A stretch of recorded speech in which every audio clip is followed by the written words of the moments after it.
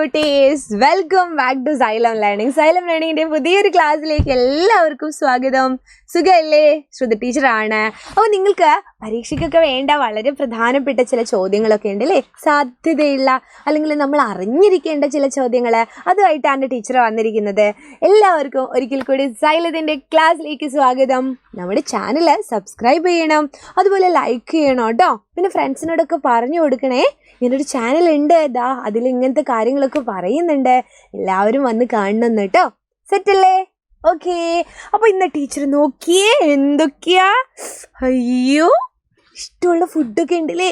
Pizza ഉണ്ടോ, burger ഉണ്ടോ, ഇനിയിപ്പോൾ KFC ഉണ്ടോ? അയ്യോ, ഇത് കണ്ടിട്ട് കൊതി ആവുന്നു. കൊതി മാത്രമേ ഉള്ളൂ, അത് കഴിഞ്ഞാൽ വയറുവേദനയാവൂ, എന്നിട്ട് കരയാനും നിൽക്കൂലേ. അപ്പോൾ പലതരത്തിലുള്ള ഫുഡുണ്ട്. ഒരു കൂൾ ഡ്രിങ്ക് കുടിക്കുന്നുണ്ട്, അതിൻ്റെ ഇടയ്ക്ക് പിസ്സ വലിച്ച് കഴിക്കുന്നുണ്ട് അല്ലേ.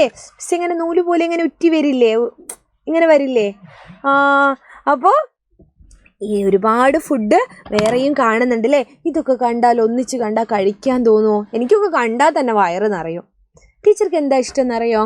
ഈ ചക്കപ്പുഴുക്ക്, വീട്ടിലെ നാടൻ ഇതുണ്ടാക്കുന്ന ചേമ്പ്, അതുപോലെ വീട്ടിൽ തന്നെയൊക്കെ ഉണ്ടാക്കുന്ന കുറേ കാര്യങ്ങളില്ലേ നമുക്ക് കിട്ടുന്ന, അതൊക്കെ ഉണ്ടെങ്കിൽ വലിയ ഇഷ്ടമാണ് കേട്ടോ.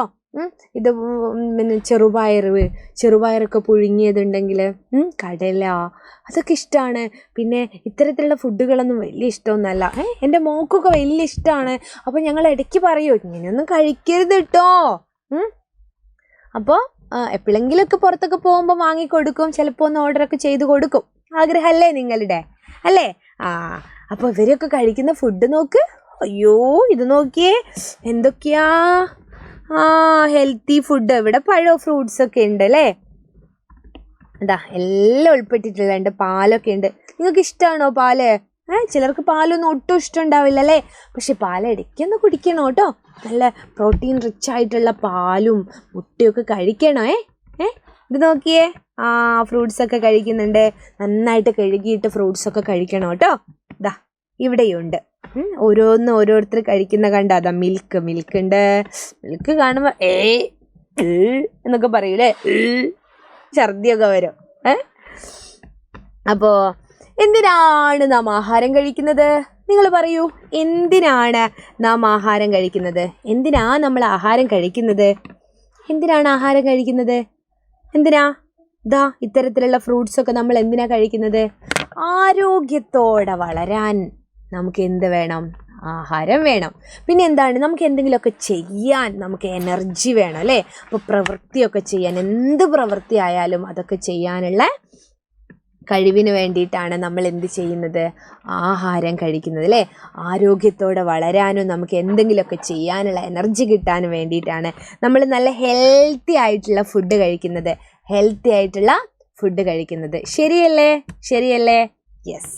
ഇനി നോക്കിയേ, നമ്മൾ കഴിക്കുന്ന ആഹാരത്തിൽ എന്തൊക്കെ ഉൾപ്പെടുത്തണം? നമ്മൾ എല്ലാ ദിവസവും ഫുഡ് കഴിക്കുന്നുണ്ട്, പക്ഷേ നമുക്ക് അറിയില്ല അത് രാവിലെ കഴിക്കണം. രാവിലെ ചിലപ്പോൾ പുട്ടും കടലയൊക്കെ കഴിക്കും, ഉച്ചയ്ക്ക് കുറച്ച് ചോറ് കഴിക്കും, വൈകുന്നേരം വന്നിട്ട് പിന്നെയും കഴിക്കും, ഇത് എന്തെങ്കിലുമൊക്കെ കഴിക്കും.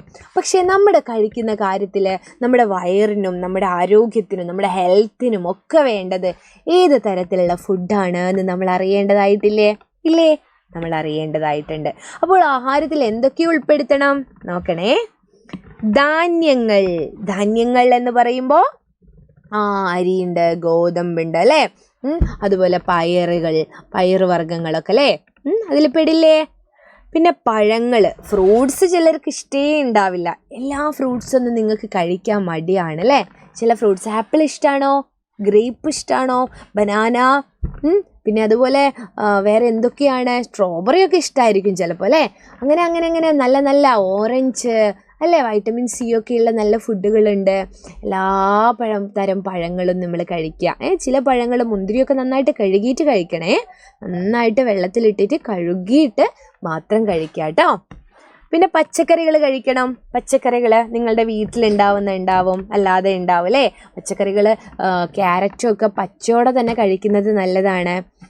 ക്യാരറ്റൊക്കെ അല്ലേ. പിന്നെ എന്താ, മത്സ്യം കഴിക്കണേ. പിന്നെ മാംസ്യം അല്ലേ, ചിക്കനും ഇതൊക്കെ നിങ്ങൾക്ക് കഴിക്കാം കേട്ടോ.